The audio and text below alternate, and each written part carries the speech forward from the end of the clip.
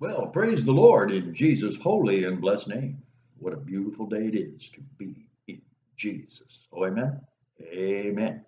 Brother Thomas with you here, and this is a ministry of Jesus Christ.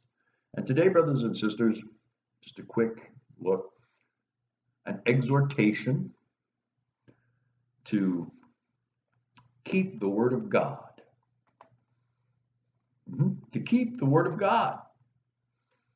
It would seem today that there is a strong movement to remove the Bible from our assemblies and not even preach the Word of God anymore, but to preach the doctrines of men, to replace the things of the Word of God with man-made programs, the teachings of men. Oh God, why would we do such a thing? Why would we trust the teachings of men without the Word of God to prove what they say is true and of God? How easily misled, how we are deceived when we replace the things of God with non-biblical methods and practices. How dangerous this is. Do we add these things as we diminish the Word of God? We take God out and we put programs in. This ought not be so. In Proverbs chapter 30, verses 5 and 6, we read this. Every word of God is pure. He is a shield unto them that put their trust in him. Every word of God is pure. No word, no shield. And today we have the Word of God. It's called the Bible. Oh, glory be to God. Add thou not unto his words, lest he reprove thee, and thou be found a liar. We don't need to add anything to the Word of God. Simply proclaim the Word of God. Proclaim the truth. God honors and God blesses. To remove the pure Word of God is to remove the shield. Separate from the shield of faith by which we quench all the fiery darts of the wicked. The Word of God. It is by the Word of God that we know what is true and what is not. So we stand on the Word of God, proclaiming the truth. Oh, and amen. Oh, and amen now. Amen now. It is therefore no wonder why Paul would exhort young Timothy, one he considered to be a beloved son in the Lord, and tell him to study, to show thyself approved unto God, a workman that needeth not to be ashamed, rightly dividing the word of truth. The scriptures, the Bible, for us today.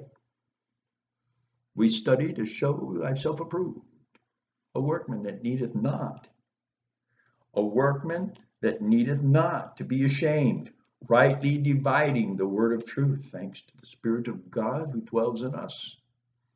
This is possible. But shun profane and vain babblings, for they will increase unto more ungodliness.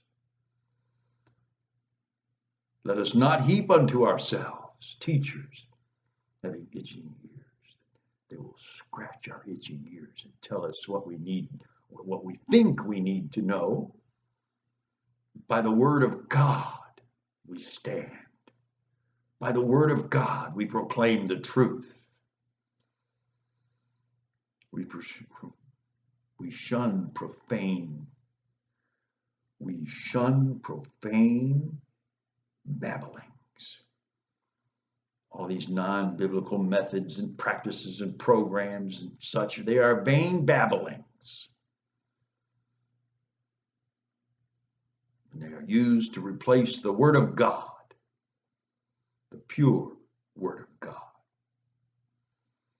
And of course, we know I'm talking about 2 Timothy here, chapter 2 and verse 15 and 16, and then chapter 3 and verse 16 and 17.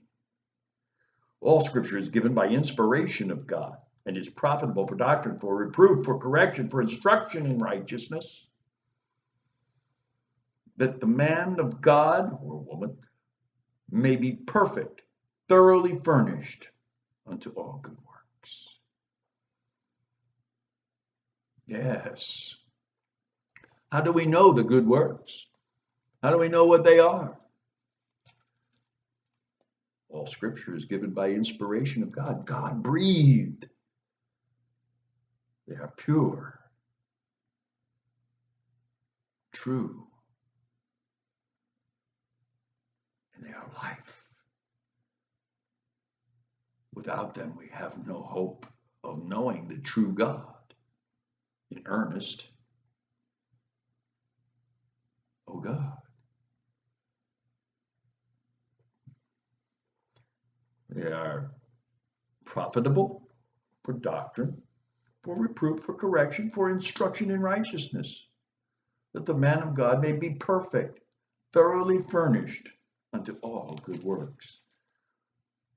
In the next little letter over, Titus, a mighty little writing, Paul exhorts Titus to remember.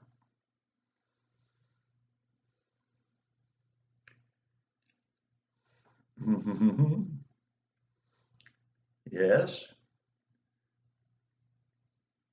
Jesus, who gave himself for us that he might redeem us from all iniquity, and purifying unto himself a peculiar people.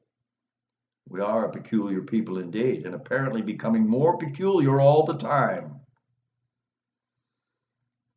A peculiar people, zealous of good works.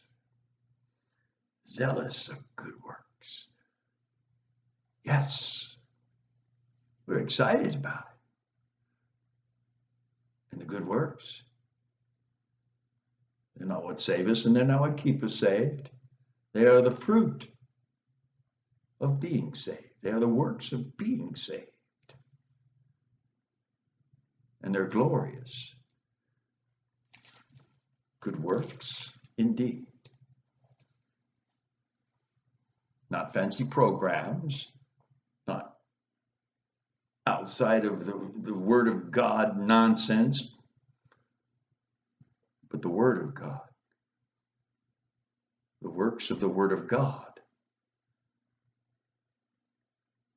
For all Scripture is given by inspiration of God and is profitable for doctrine, for reproof, for correction, and instruction in righteousness, that the man of God and or woman may be perfect, thoroughly furnished unto all good works. If we're going to be zealous for good works, we had better be zealous for the true good works, not the false works. So brothers and sisters, folks out there, the Word of God. We don't need to add to it or take away from it. Just simply proclaim its glorious truth. And the Word will do what the Word does. And the Spirit of God will move. The lost will be saved and the righteous strengthened when we proclaim the truth. The glorious good news, the gospel of Jesus Christ. And amen. Amen. So brothers and sisters, be exhorted today. Do not let them take the Word of God out of your assembly, out of your congregation, out of the teaching of the pulpit, the preaching of the pulpit, but rather proclaim the good news that the Word of God gives us by grace through faith in Jesus Christ. Therein we find the truth. In Jesus' holy and blessed name. In Jesus' holy and blessed name. Amen and amen.